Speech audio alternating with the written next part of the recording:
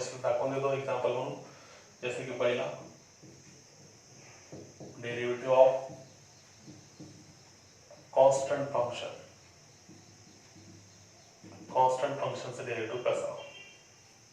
एकदम simple. Derivative of constant function म्हणजे काय की ऍक्च्युअली आपल्याला काय फाइंड करायचं, ddx डी बाय dx अर्थ काय, डेरिव्हेटिव्ह ऑफ फंक्शन कोणता, कॉन्स्टंटचा function with respect to x ने. हे किती, दिस वन. ओके, तर यामध्ये फंक्शन काय झालं तुमचं, f of x is equal to झालं k. k म्हणजे काय, k बी एनी कॉन्स्टंट. तर k इज एनी कॉन्स्टंट. तर k इज एनी कॉन्स्टंट. कॉन्स्टंटचा अर्थ कळतो का तुम्हाला? k म्हणजे काय, ते 2 असू शकतो, -2 असू शकतो, 4 असू शकतो, what ever may be the constant here this one. काही तुम्ही घेता येईल. हे लक्षात घ्यायचं, 2x आला तर हा फंक्शन, फक्त नंबर असेल तर तो काय, कॉन्स्टंट. -2 आला तर कॉन्स्टंट, सोबत x आला तर फंक्शन. हे लक्षात घ्यायचं. याचा रिलेटेड तुम्हाला काढायचं कॉन्स्टंट फंक्शनचा. एकदम सिंपल, फर्स्ट प्रिन्सिपलने काढू. तर what is the definition of first principle? f dash of x limit h tends to 0 f of x plus h minus f of x upon h. बरोबर सांगा. याच्यात मी डायरेक्ट होतो लिमिट h tends to 0. आता हा function constant है ना, तर constant असल्यामुळे f of x plus h याच्यामध्ये काय ऍड करता येईल का? नाही. f of x plus h सुद्धा काय भेटतं तुम्हाला, सेम k. आणि हा f of x म्हणजे काय तुम्हाला, k.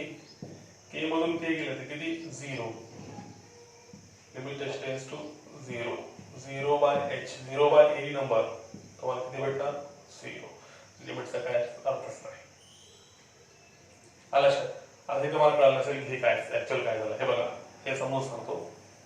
f of x is equal to k function होता, तर हा f of x जागी मी k ठेवलं.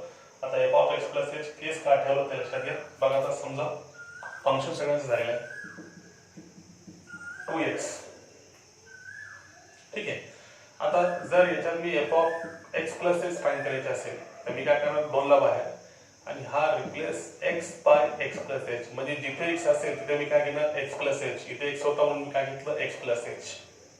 तोच फक्त फंक्शन 2 असेल आणि कोणी मला सांगितलं f of x plus h घ्या, तर मला सांगा हा 2 आहे तर पुढे x वगैरे नाही. x राहिला असतं तर मी h ऍड केलं असतं. इथे x नसल्यामुळे फक्त काय येणार, 2. म्हणजे कॉन्स्टंटवर काय फरक पडला का तो याचा, काहीच नाही. त्यामुळे हा f of x plus h चा जागी पुन्हा तो झाला म्हणजे किती, k. मग k मधून गेलं तर किती, 0. 0 by z is equal to किती, 0. This is the method of finding derivative. याचा अर्थ आहे कॉन्स्टंटचा डेरिव्हेटिव्ह किती असतो, 0. Derivative of constant that is equal to किती, 0. तर बघा फर्स्ट प्रिन्सिपलने काढलं. प्रत्येक फंक्शनचं तुम्हाला डेरिव्हेटिव्ह फर्स्ट प्रिन्सिपलने काढून बघता येईल. तर बघा व्हेरी सिंपल मग. तर आता याच्यामध्ये डेरिव्हेटिव्ह ऑफ कॉन्स्टंट किती झालं, 0. त्यानंतर नेक्स्ट आहे डेरिव्हेटिव्ह ऑफ, त्याच्यानंतर ट्रिग्नोमेट्रिक फंक्शन बघता येईल तुम्हाला. असं त्यांना वेगवेगळ्या कॅटेगरीज मध्ये वाटून दिलेले आहे. फॉर्म्युला लक्षात ठेवा, तुम्हाला सिंपल जाईल.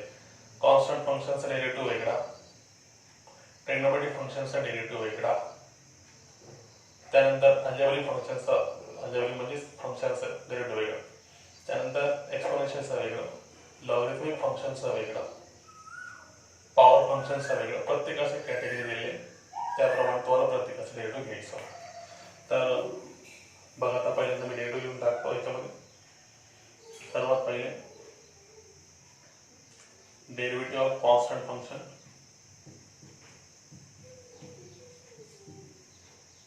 डेरिव्हेटिव्ह ऑफ कॉन्स्टंट फंक्शनचा डेरिव्हेटिव्ह बघा.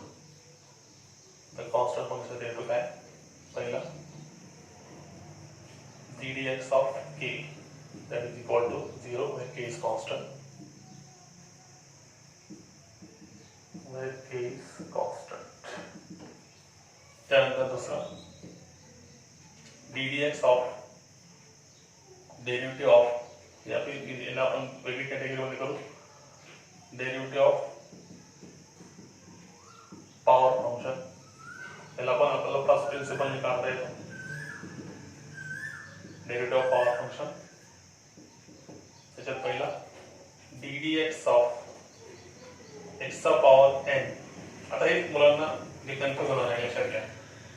पॉवर फंक्शन मध्ये नेहमी लक्षात घ्या बेसला फंक्शन पॉवरला कॉन्स्टंट याला म्हणतात एक पॉवर फंक्शन. त्याचा उलटा केला बेसला कॉन्स्टंट पॉवरला फंक्शन तर हा काय येतो आपल्याला एक्सपोनेन्शियल फंक्शन. दोघांमध्ये फरक आहे. हा पॉवर फंक्शन आणि हा एक्सपोनेन्शियल. उलटा केलं की एक्सपोनेन्शियल आणि आता केलं तर power function. Power function denote कसं एकदम सिंपल लक्षात ठेवायला जे काही पॉवरला आहे पॉवरला खाली हा ॲज इट इज पॉवर मधून एक कमी. This is the method of taking the derivative of that. For example तुम्हाला म्हणलं मी डी डी एक्स ऑफ एक्सचा पॉवर 3 चा डेरिव्हेटिव्ह किती. तर फंक्शन बघून कळायला पाहिजे एक्स म्हणजे फंक्शन 3 म्हणजे कॉन्स्टंट म्हणजे कोणतं फंक्शन आहे पॉवर फंक्शन. तर काय केलं आपण एन म्हणजे 3 ला खाली 3 मधून एक कमी म्हणजे तुम्हाला किती दिला 3 एक्सचा पॉवर किती 2. हा मेथड आहे फंक्शन पॉवर फंक्शनचा डेरिव्हेटिव्ह घ्यायचा. हा लक्षात डी डी एक्स ऑफ एक्सचा पॉवर 3 किंवा अजून एक्झाम्पल घेतो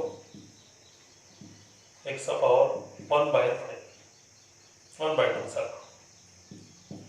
सेम 1/2 काय आहे कॉन्स्टंट खाली 1/2 मधून एक कमी. सगळ्यांना माहिती किती असतं हे अर्धा मधून एक गेलं तर किती -अर्धा है ना. एक मधून अर्धा गेलं तर अर्धा अर्धा मधून एक गेलं तर -अर्धा. दिसतो derivative of constant derivative 0 power function derivative किती एवढा. त्यानंतर कळायला काय अडचण ओके पुढे जाऊ. त्यानंतर आहे डेरिव्हेटिव्ह ऑफ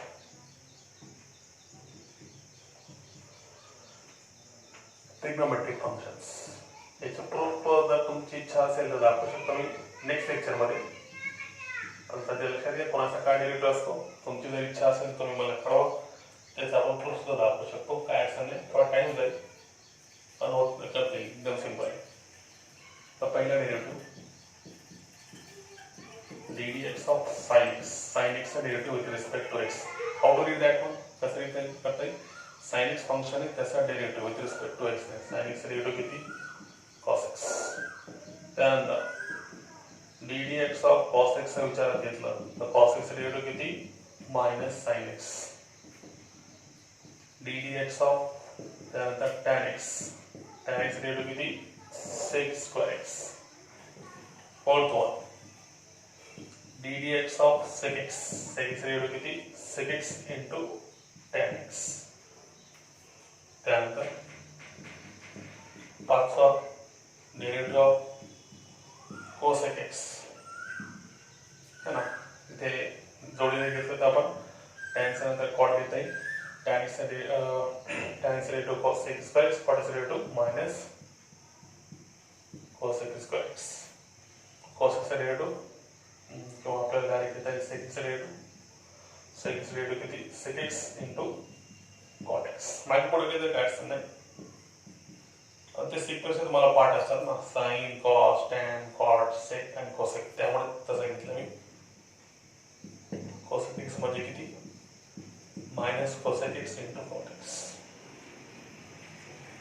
बघा याच्यामध्ये साइन एक्स डेरिव्हेटिव्ह किती आला कॉस एक्स हे पाठ पाहिजे तुम्हाला. साइनचा डेरिव्हेटिव्ह किती कॉस कॉसचा डेरिव्हेटिव्ह किती मायनस साइन टॅनचा डेरिव्हेटिव्ह किती सेक स्क्वेअर एक्स कॉटचा डेरिव्हेटिव्ह किती मायनस कोसेक स्क्वेअर एक्स. सेकचा derivative sec X into cot X तर कोसेकचा डेरिव्हेटिव्ह किती minus cosec x into cot x. बघा किती सिंपल. याच्यामध्ये अजून एक महत्वाचं काय की ज्या फंक्शनचा स्टार्टिंगला सी आहे जसं कॉस पुन्हा काय कॉट आणि पुन्हा काय कोसेक. ज्या ट्रिग्नोमेट्रिक फंक्शनचा स्टार्टिंगला सी आहे ते सगळे मायनस आहे. तर बघ कॉस एक्सचा derivative minus sine x C पासून स्टार्ट आहे. कॉट एक्सचा derivative minus cosec square C पासून स्टार्ट आहे. त्याप्रमाणे कोसेकचा डेरिव्हेटिव्ह किती आलं minus cosec x into cot x. एकदम सिंपल. हे झालं ट्रिग्नोमेट्रिक फंक्शनचा डेरिव्हेटिव्ह. नेक्स्ट लेक्चरमध्ये आपण तर तुमची इच्छा असेल तर याचा प्रूफ पण दाखवू शकतो मी. सध्या सांगितलं हे डेरिव्हेटिव्ह असतात म्हणून. त्यानंतर नेक्स्ट पेज आपण derivative of logarithmic function. Derivative of logarithmic function. Logarithmic function एकदम सिंपल. लॉगरिथम फंक्शनचं डिफरन्शिएशन कसं? ddx of log x. log x चा डेरिव्हेटिव्ह किती? 1/x provided x is not equal to 0. log of any function 1 function पुन्हा त्या फंक्शनचा derivative असा घेतो आपण नेहमी. असं ते लक्षात घ्या. Derivative of log x. log चा डेरिव्हेटिव्ह किती असतो? 1/x. त्यानंतर derivative of exponential function. Exponential function जसं तुम्हाला मी सांगितलं आता त्याप्रमाणे. एक्सपोनेन्शियल फंक्शन म्हणजे काय? बेसला कॉन्स्टंट पॉवरला फंक्शन. कसा?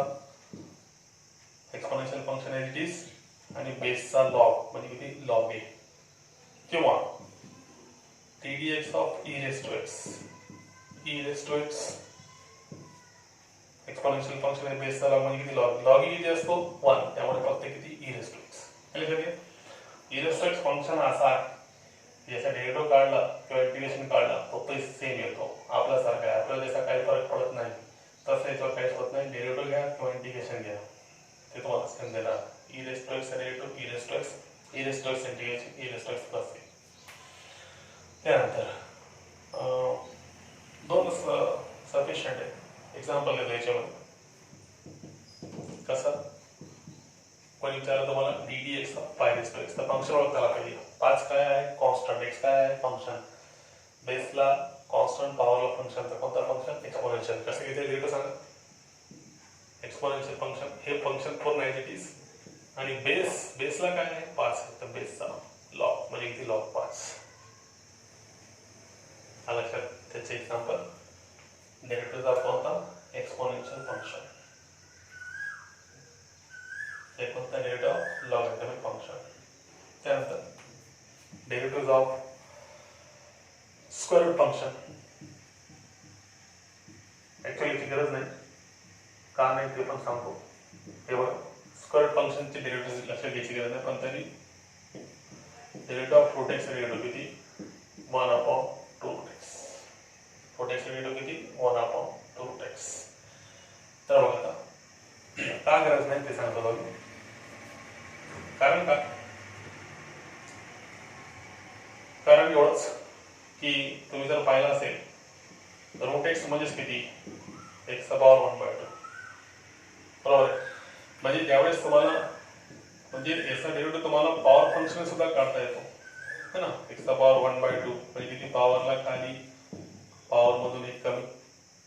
मग किती झालं? 1/2 x चा पॉवर अर्धा मधून एक गेलं ते किती? -अर्धा. मग याला मी जर पुन्हा खाली आणलं तर हे खाली येऊन किती झालं? x चा पॉवर 1/2 प्लस 6. मग किती झालं? 1/2 1/, हे किती? Root x. तो झाला बघा 1/2 इंटू रूट एक्स. त्यामुळे जनरली जर रूट स्क्वेअर रूट फंक्शन आलं तर त्याला पॉवर फंक्शन मध्ये कन्वर्ट करून त्याचा डेरिव्हेटिव्ह काढता येतो.